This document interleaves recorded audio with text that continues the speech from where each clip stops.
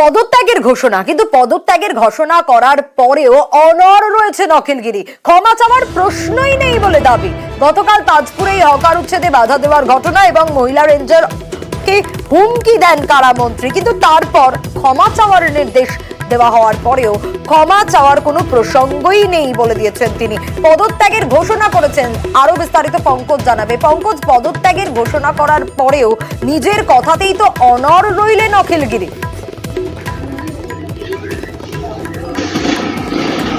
হ্যাঁ, তুমি দেখো তার কথাতেই যেখানে মন্ত্রী নিজেই বললেন যেখানে যে কোনো আধিকারিকের কাছে ক্ষমা চাওয়ার কোনো প্রশ্ন নেই। তিনি যেখানে জানাচ্ছেন আরও যেখানে যে দলের পক্ষ থেকে যেটা নির্দেশিকা দিয়েছিল সেই পৌনে 3টা নাগাদ তাকে যখন ফোন করেছেন সেই মোতাবেক তিনি কিন্তু পদত্যাগের কথা তিনি জানান সাংবাদিক সম্মেলন করে বাড়িতে বসে। সেক্ষেত্রে তিনি আরও জানান যেখানে আগামীকাল যেখানে যে বিধানসভা রয়েছে সেখানে কিন্তু হার কপি গিয়ে মুখ্যমন্ত্রীর কাছে কিন্তু তিনি পদত্যাগের কপি দেবেন। সেক্ষেত্রে আরও যেখানে তিনি জানাচ্ছেন মন্ত্রিত্ব গেলে কি হলো, কিন্তু তিনি কিন্তু যে বিধায়ক এলাকার বিধায়ক রয়েছেন রামনগর বিধানসভার বিধায়ক, তিনি কিন্তু বিধায়ক থাকছেন। সেক্ষেত্রে যে জনপ্রতিনিধি হিসাবে যে সমস্ত কাজ করণীয় সেই কাজ করবেন। তিনি আরও জানান যেখানে ক্ষোভ প্রকাশ করলেন যে যেখানে সাধারণ মানুষের কথা ভেবে তিনি যেখানে পাশে দাঁড়াতে গেলেন সেই ক্ষেত্রে কিন্তু দলের পক্ষ থেকে তাকে এটা করা হয়েছে, তাতে কিন্তু তিনি অনুতপ্ত নয় বলে এমনটাই কিন্তু জানিয়েছেন। সেক্ষেত্রে এই পদত্যাগ নিয়ে কিন্তু যথেষ্ট তিনি যে বলছেন যে আমি মন্ত্রিত্ব গেলে কি হবে কিন্তু বিধায়ক থাকছি, এমনটাই কিন্তু জানাচ্ছেন। বেশ পঙ্কজ, একটু সঙ্গে থাকো। আমাদের তৃণমূল কংগ্রেসের এই মুহূর্তে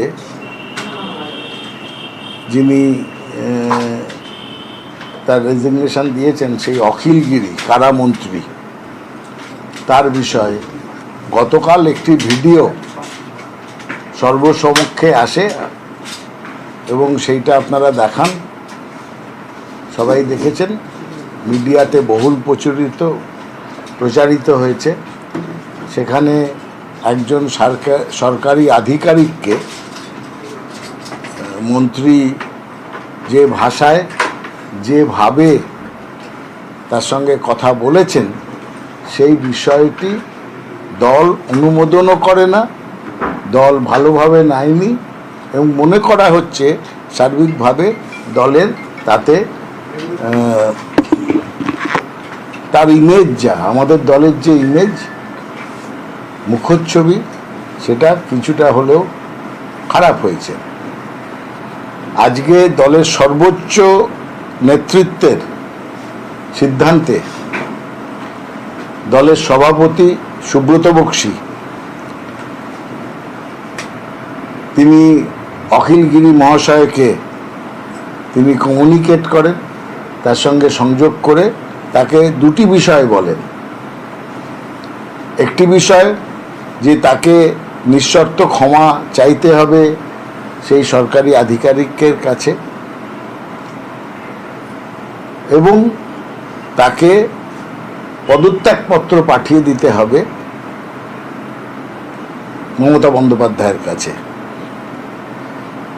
এবং এটা আমি আপনাদের আমি অনেক মিডিয়াতে দেখছিলাম যে অপশান দিস অর দ্যাট, মানে হচ্ছে ক্ষমা চাইলে পদত্যাগ নয়, এরকম একটা ব্যাপার আমি দেখছিলাম চলছিল।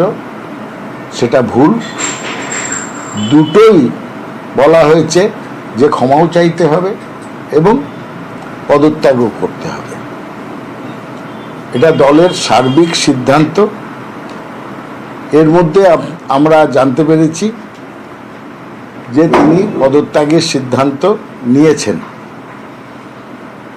এবং এই পদত্যাগের সিদ্ধান্তের পর আপনারা জানেন একটা মন্ত্রিসভা থেকে পদত্যাগের সিদ্ধান্ত সেটা মুখ্যমন্ত্রীর প্রেরোগেটিভ, তিনি সেটা গ্রহণ করবেন কি করবেন না এবং পরবর্তী ক্ষেত্রে সেটা রাজ্যপালের কাছে পাঠিয়ে দেওয়া হয় তার এই সিদ্ধান্তের কথা।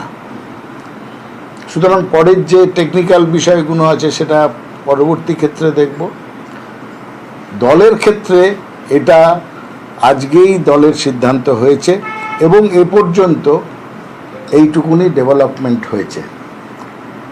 এই প্রসঙ্গে আমি আপনাদের আরেকটুখানি বলে দিই, তৃণমূল কংগ্রেস দল তারা প্রতিনিয়ত অনুশাসন, দলের কাজকর্মের ভুল ত্রুটির সংশোধন এবং যারা কাজ করবে তাদের আত্মসংযমের সঙ্গে কাজ করার কথা বলেন। মমতা বন্দ্যোপাধ্যায় এর মধ্যেই বলেছেন, বিত্ত নয় বিবেকবান হও। বিত্তবান হওয়ার প্রয়োজন নেই, বিবেকবান হও। কিন্তু তার সঙ্গে যেটা বারবার বলা হয়ে থাকে, সংযত এবং সংহত হতে হবে, শালীনতা বজায় রাখতে হবে, শোভনতা থাকতে হবে, ভদ্রতা এবং ভব্যতা রাখতে হবে, এবং দলের কাজে দৃঢ়তা দেখালেও সেটা কোনোভাবেই যেন শালীনতার সীমা অতিক্রম না করে। এইভাবে আমাদের পার্টি, তারা প্রতিনিয়ত একটা ডাইনামিক পার্টির মধ্যে যেটা প্রয়োজন হয়, তারা আত্মসমীক্ষা এবং সঙ্গে সঙ্গেই অনুশাসন এবং সংশোধনের কাজ আগেও চালিয়েছে, এখনো চালিয়ে যাচ্ছে। এর সঙ্গে দ্বিতীয় প্রসঙ্গ যেটা আসে, কয়েকটি দল যারা কথা বলছে এই প্রসঙ্গে, আমি তাদেরকে বলবো, বিশেষ করে ভারতীয় জনতা পার্টিকে, যে আপনি আচরি ধর্ম পরের শেখাও।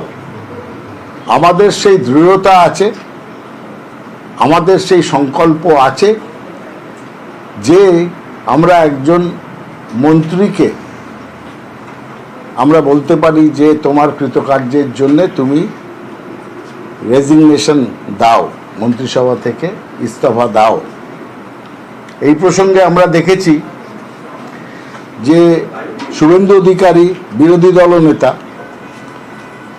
তিনি বীরবাহ হাঁসদাকে, একজন এসটি কমিউনিটির লোক, তিনি বলেছিলেন এই রকম মহিলা বা এইরকম মেয়ে ছেলে আমার পায়ের তলায় থাকে। তার বিরুদ্ধে তো দৃঢ়তার সঙ্গে ব্যবস্থা নিতে পারতো বিজেপি, নিতে পারেনি, কারণ তাদের সেই ক্ষমতা নেই, তৃণমূলের যে ক্ষমতা আছে। দিলীপ ঘোষ বলেছিলেন মমতা বন্দ্যোপাধ্যায়ের বাড়ি পুড়িয়ে দিতে হবে, এবং পরবর্তী ক্ষেত্রে অনেক কুকথা বলেছিলেন। আমরা দেখিনি বিজেপিকে তার বিরুদ্ধে কোনো ব্যবস্থা নিতে। ব্রিজভূষণ, যিনি ভারতীয় কুস্তিগিরদের অক্লেশে তাদের সেক্সুয়াল হ্যারাসমেন্টের কাজে লিপ্ত ছিলেন, ব্রিজভূষণের বিরুদ্ধেও আমরা দেখিনি ভারতীয় জনতা পার্টিকে কোনো ব্যবস্থা নিতে। এছাড়া অনেক আছে। প্রজ্জ্বল রাভান্নার ঘটনা আপনারা জানেন, তিনি নাকি 1000-এর বেশি মহিলার শ্লীলতাহানি করেছিলেন। বিজেপি গর্বের সঙ্গে মোদির পাশে তাকে নিয়ে তারা গর্বের সঙ্গে তারা প্রচার করেছে। এছাড়াও অনেক বিজেপি লিডারের নাম আমি বলতে পারি, যারা মহিলাদের, বিশেষ করে আমি শুধু মহিলাদের কথাই বলছি, তাদের সম্মানহানি, শ্লীলতাহানি করেও দিব্যি বহাল তবিয়তে বিজেপির কাজ করে গেছে। বিজেপি দল তারা সাহস দেখাতে পারেনি একজনের বিরুদ্ধেও ব্যবস্থা নিতে।